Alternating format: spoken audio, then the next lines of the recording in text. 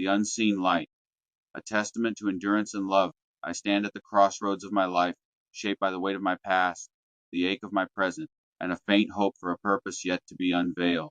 I do not know when or how my end will come, but I know it awaits me as it does us all. In this fleeting existence, I have sought to understand why I am here, why suffering has been my constant companion, and whether there is a design beneath the chaos of my days. I have clung to the belief that my life was woven with intention, that a loving force beyond my grasp placed me here to fulfill a mission, carry a light through a world that often feels cold and unyielding. Yet the shadows of my upbringing, marked by neglect, cruelty, and the relentless grip of a family bound by its own brokenness, have tested that belief to its core. I was born into a storm I did not choose, raised in a home where love was scarce and pain abundant. The wounds of my childhood are not visible to the eye. They are carved deep within, in places only the rarest souls dare to see. The world may look at me, a man perhaps strong in frame, perhaps steady in step, but few pause to peer into the heart that bears the scars of decades. Fewer still grasp the effort it takes to rise each morning, to carry on when memories threaten to crush the spirit. I have learned that most do not see the battles fought in silence, the quiet victories of enduring another day. They see only the surface, your job, your possessions, the trappings of a life deemed successful. They measure your worth by what you own, not by what you have overcome. This is the hypocrisy that gnaws at me, the lie woven into the fabric of our world. We claim to cherish virtue, to honor compassion and humility, yet we judge one another by the shine of material gain. A person may have escaped a tormentor's grasp, may have clawed their way out of despair, but if they stand before you with empty hands, the world calls them a failure. If they are homeless, they are deemed lazy. If they are broken, they are judged wanting. I have seen this in the eyes of those who profess righteousness, who speak of love, but turn away from the outcast, the one who does not fit their image of success. They do not ask their story. They do not seek to know the weight they carry. It is easier to judge, to believe hardship is a sign of fault, than to face the truth that life is not always just, that effort does not always yield reward, that love does not always triumph. I confess my faith has wavered. I have knelt in prayer, heart open, pleading for a sign that my suffering has meaning, that my life matters. I have wanted nothing more than to love and be loved, to build a family, to leave a legacy of kindness.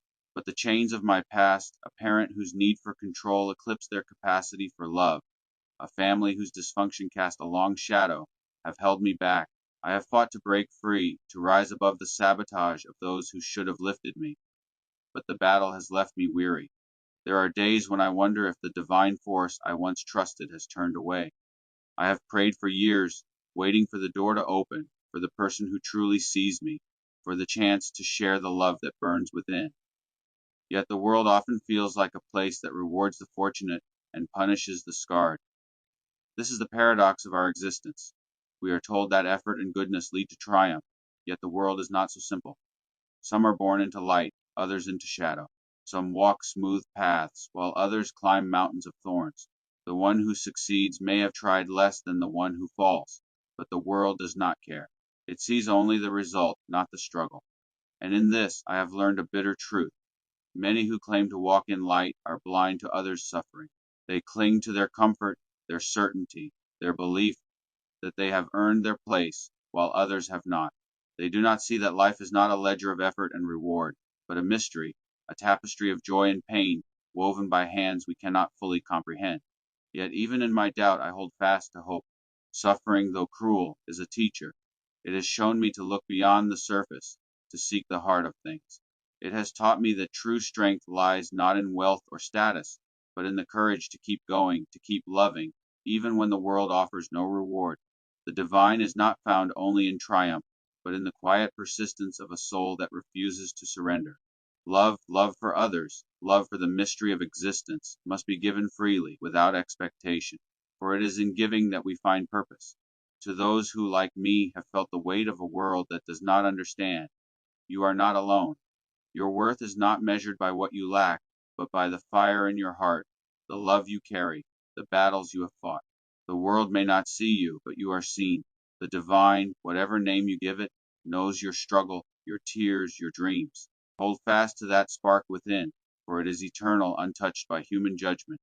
And to those who walk in comfort, look beyond the surface. See the outcast not as a failure, but as a soul who has endured trials you may never know. Offer your hand, not your judgment. Listen to their story before you draw the line between worthy and unworthy. We are all bound to the same fragile thread of existence, all seeking meaning, all yearning for love. The one who has everything may be poorer than the one who has nothing but hope. I stand now in the middle of my life, uncertain of what lies ahead. I do not know if I will find the family I dream of, the legacy I long to leave, the peace I seek. But I will not stop searching. I will not stop loving, even when it hurts. I will not stop believing that there is good in this world, even if it is hidden beneath layers of hypocrisy and pain.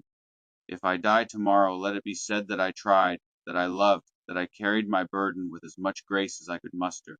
And if there is a place where the weary find rest, I hope to sit among those who understood suffering, who knew the cost of love, and who, like me, never stopped seeking the light. For in the end, it is not the world's judgment that defines us. It is the quiet, persistent voice within, the voice that whispers, even in our darkest moments, that we are enough, that our pain has meaning, that our love matters. That is the truth I hold, the truth that carries me forward, the truth I offer to you wherever you stand. Keep going, keep loving, keep seeking. For in that seeking we find not only ourselves, but the eternal.